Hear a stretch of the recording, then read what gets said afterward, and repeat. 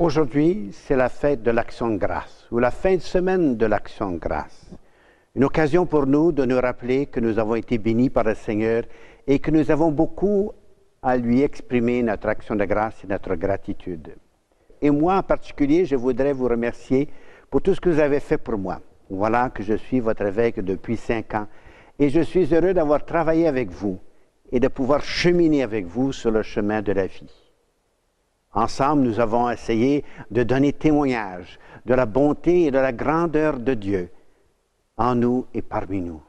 Notre foi nous a aidés à être vraiment ses disciples de Jésus. Oui, notre foi nous donne la grande joie. Et le Seigneur nous l'a bien souhaité dans Saint Jean quand il nous l'a dit, que votre joie soit en abondance. Dans l'Évangile d'aujourd'hui, nous voyons cette guérison de ces lépreux. Je voudrais que nous regardions, que nous ciblions davantage d'autres étapes qui arrivent à cette guérison ou à ces guérisons. Et je pense que c'est très important pour nous parce que je crois que nous pouvons découvrir que ce que les lépreux ont vécu dans ce miracle, nous le vivons nous aussi dans nos vies, dans nos familles et dans nos communautés. C'est l'appel. L'appel des lépreux vers le Christ. Ils se tinrent à distance et se mirent à crier, « Jésus, Maître, aie pitié de nous. » Souvent, nous pensons à ce Christ ou à ce Dieu qui nous appelle. Et voilà qu'il essaie de changer de direction et que c'est nous qui crions vers ce Christ. Et nous avons entendu, se tenant à l'égard, il crie. Il crie vers le Seigneur. Jésus, Maître, aie pitié de nous. Voilà la grande prière, la grande profession de foi de ces lépreux qui veulent être guéris. Ce que je veux parler aussi, c'est de cet appel qui vient de nous vers Dieu. Et voilà que c'est un appel que nous sentons à tous les jours dans nos vies, dans nos familles, les enfants qui nous appellent et nous qui appelons nos enfants, nous qui appelons nos petits-enfants, nous qui appelons nos amis. Et pourquoi est-ce que nous appelons quelqu'un? C'est pour lui donner un peu de notre temps, pour avoir son attention, pour qu'il puisse nous écouter. Lorsque quelqu'un vous appelle par votre nom, vous arrêtez et vous regardez qui dit mon nom, qui m'appelle. Et voilà que vous regardez vers cette personne-là et vous l'écoutez. Et nous crions vers Jésus. Jésus arrête et il veut nous écouter. Il veut nous écouter parce que nous avons en nous ce que nous avons à lui dire. Nous avons besoin de faire cette expérience du miracle du lépreux. Nous voulons être guéris. Nous voulons devenir ce que nous sommes, des enfants créés à l'image de Dieu. Dans le monde, nous savons qu'il y a beaucoup de gens qui cherchent le sens de la vie, qui cherchent une raison d'être. Et nous aussi, en appelant vers le Christ, nous appelons vers lui pour nous aider à mieux comprendre quel est notre appel et quelle est notre vocation à le suivre. Nous crions pour savoir ce qu'il attend de nous. On attend de lui la direction, le chemin et la vie. Pourquoi tout cela? Parce que nous cherchons la joie. Au fond, ce que nous cherchons, c'est de se sentir en abondance cette vie de Dieu en nous.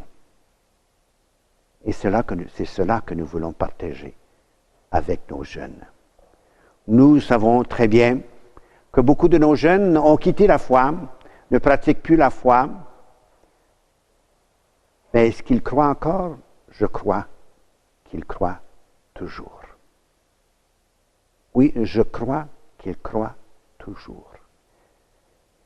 Ils continuent à crier vers le Seigneur, mais d'une autre façon que nous. Ils croient en ce Christ qui a beaucoup à nous offrir. Et voilà, c'est ça notre défi. Et le pape François nous l'a donné. Il nous dit très clairement dans une discours qu'il a donné que nous ne pouvons pas garder tout pour nous-mêmes. On ne peut pas nous enfermer sur nous-mêmes et commencer à nous s'apitoyer. Au contraire, il faut ouvrir nos bras, il faut ouvrir nos cœurs, il faut ouvrir notre Église à ceux qui l'ont abandonné. Parce que nous voulons annoncer la bonne nouvelle.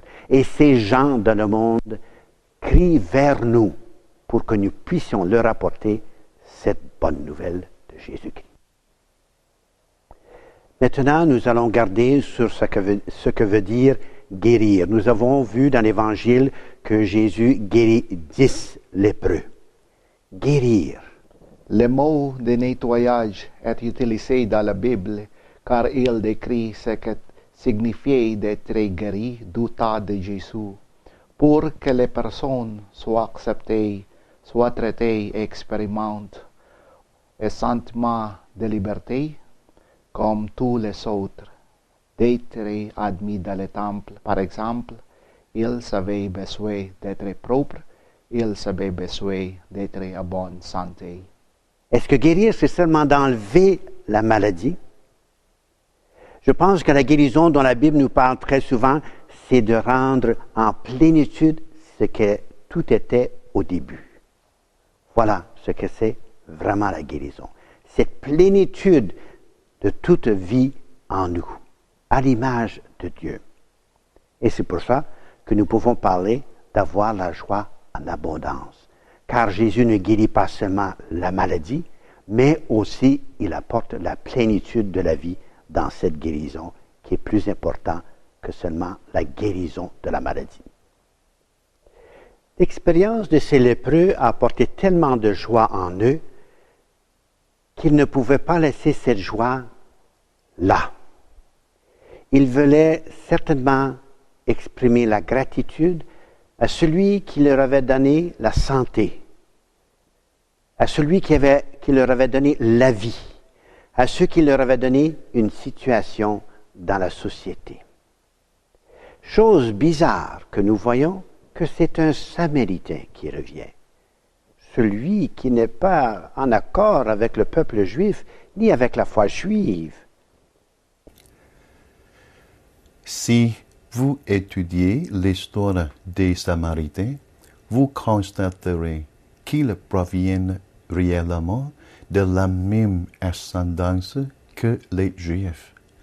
Cependant, il y avait ce qu'on pourrait appeler une différence d'opinion qui les séparait.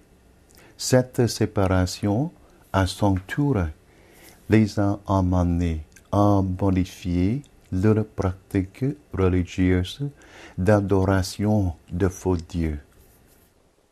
C'est lui qui revient pour remercier le Seigneur. Il y a 2 conclusions que nous pouvons apporter à ce que nous avons parlé jusqu'à maintenant. Ceux qui ont quitté l'Église, ceux qui ont cessé de pratiquer la foi en s'unissant à une communauté chrétienne. Nous en connaissons, nos enfants, nos petits-enfants, nos voisins, ou peut-être d'autres personnes que nous connaissons qui ont quitté la foi, ou quitté la pratique de la foi avec la communauté chrétienne. Deuxièmement, nous voyons que Jésus nous rappelle une chose. On dirait que ce n'est pas lui qui fait le miracle, mais c'est leur foi qui les a guéris. Leur foi en cette personne qui est le Christ. Car il nous dit, c'est ta foi qui t'a sauvé. Voilà, cette expression de gratitude nous invite à une conversion de nous-mêmes. Une conversion, un changement qui nous aide à voir comment Dieu est toujours présent dans nos vies. Nous sommes dans la gratitude pour tout ce que Dieu nous donne. Une petite chose me vient à l'esprit lorsque je parle de ces 10 lépreux. Qui leur a dit que c'était Jésus qui s'en venait? Comment est-ce que les lépreux savent que l'homme qui passait dans leur village était Jésus? Pensez-y. Ils n'ont pas de Facebook, Twitter, télévision, téléphones ou même des journaux. Oui, il était possible que les histoires de Jésus les avaient atteints à travers des services de renseignement.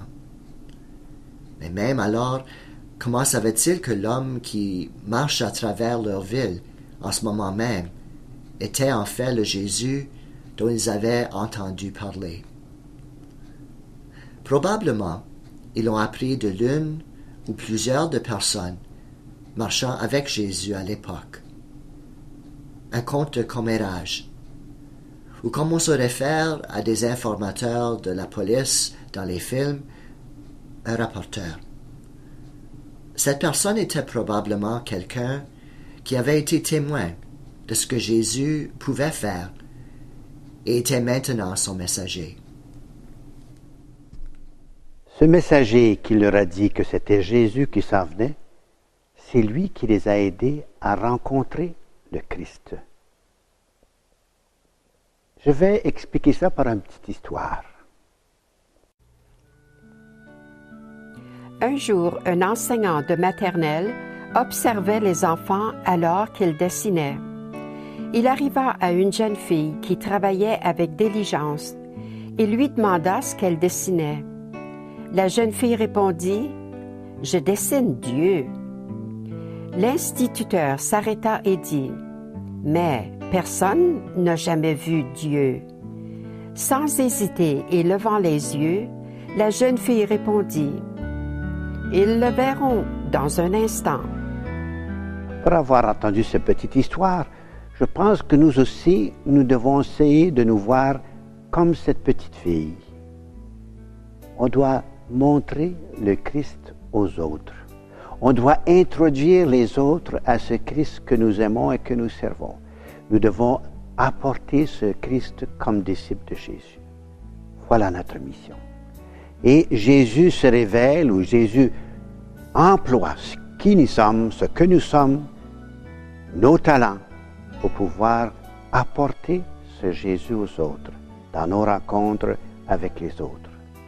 Pour que nous puissions apporter à ceux qui le désirent, et sans doute nous le désirons tous, la joie et la joie en abondance. Et dans cette joie, nous pouvons qu'avoir une attitude ou une seule réaction, sinon celle de la gratitude. La gratitude envers Dieu, envers les autres, pour nous avoir aidés à rencontrer ce Christ. Moi, de nouveau, cette année, je viens vous demander de continuer à m'appuyer dans cette mission que l'Église m'a donnée, de vous annoncer la bonne nouvelle, tout en vous remerciant pour ce que vous avez fait pour moi et pour le diocèse, pour l'Église l'an passé. Merci.